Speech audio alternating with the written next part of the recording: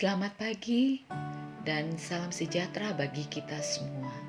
Puji syukur kita boleh berjumpa kembali melalui Rehat Renungan Harian Toraya edisi Jumat 25 Agustus 2023. Jemaat yang dikasihi Tuhan, sebelum kita memulai aktivitas kita hari ini, mari kita membaca dan merenungkan firman Tuhan sebagai tuntunan hidup kita sepanjang hari ini dalam melakukan segala kegiatan kita.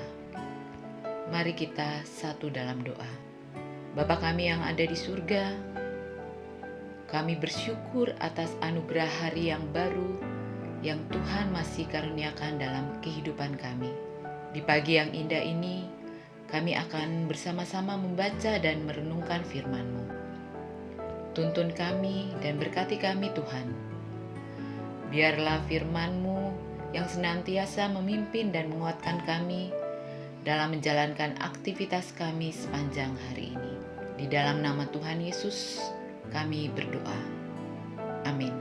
Firman Tuhan hari ini terambil dari Roma 11 ayat 25 hingga 36. Di bawah perikop penyelamatan Israel.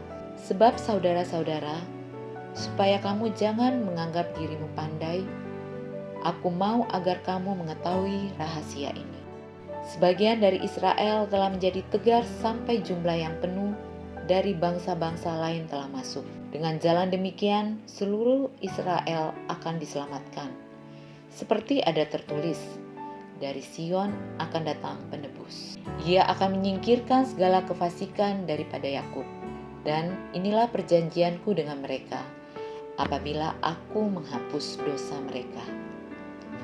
Mengenai Injil, mereka adalah seteru Allah oleh karena kamu. Tetapi mengenai pilihan, mereka adalah kekasih Allah oleh karena nenek moyang. Sebab Allah tidak menyesali kasih karunia dan panggilannya. Sebab sama seperti kamu dahulu tidak taat kepada Allah, tetapi sekarang beroleh kemurahan oleh ketidaktaatan mereka. Demikian juga mereka sekarang tidak taat, supaya oleh kemurahan yang telah kamu peroleh, mereka juga akan beroleh kemurahan. Sebab Allah telah mengurung semua orang dalam ketidaktaatan, supaya Ia dapat menunjukkan kemurahannya atas mereka semua. Oh, alangkah dalamnya kekayaan, hikmat dan pengetahuan Allah. Sungguh tak terselidiki keputusan-keputusannya dan sungguh tak terselami jalan-jalannya. Sebab siapakah yang mengetahui pikiran Tuhan? Atau siapakah yang pernah menjadi penasehatnya? Atau siapakah yang pernah memberikan sesuatu kepadanya sehingga ia harus menggantikannya? Sebab segala sesuatu adalah dari Dia dan oleh Dia dan kepada Dia. Bagi Dialah kemuliaan sampai selama-lamanya. Demikianlah firman Tuhan. Kekayaan, hikmat, dan pengetahuan. Kasugiran kakina anak puang matua siap kapaisanana. Itulah tema renungan kita pada pagi hari ini. Melalui perikop ini, Paulus menasehati jemaat di Roma yang baru saja bertobat dan mengikuti Kristus. Paulus menegaskan agar orang Kristen non-Yahudi jangan bermegah dan bersikap sombong terhadap orang Yahudi. Karena jika demikian, maka sebenarnya mereka sama saja dengan kelakuan orang Yahudi. Dan mereka akan menerima hukuman yang sama seperti orang Yahudi.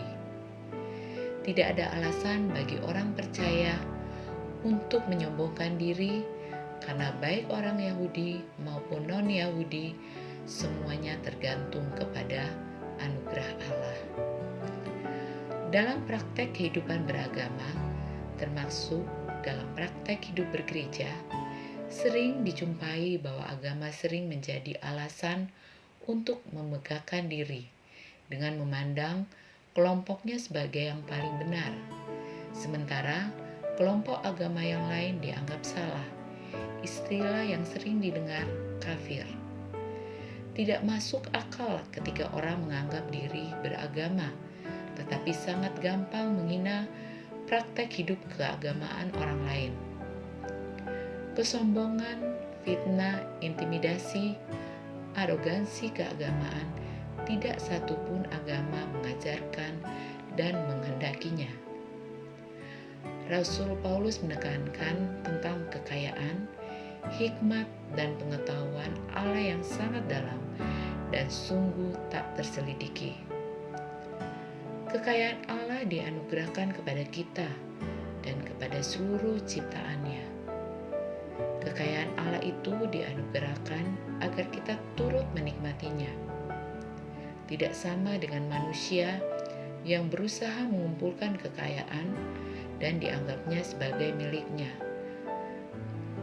dan dinikmatinya sendiri. Hikmat Allah adalah hikmat yang menyelamatkan manusia. Beda dengan hikmat manusia yang hanya mementingkan diri dan membawa kepada kebinasaan. Pengetahuan Allah adalah pengetahuan yang membawa berkat dan meyakinkan anugerah keselamatan bagi semua orang. Hiduplah dalam anugerah Allah. Amin.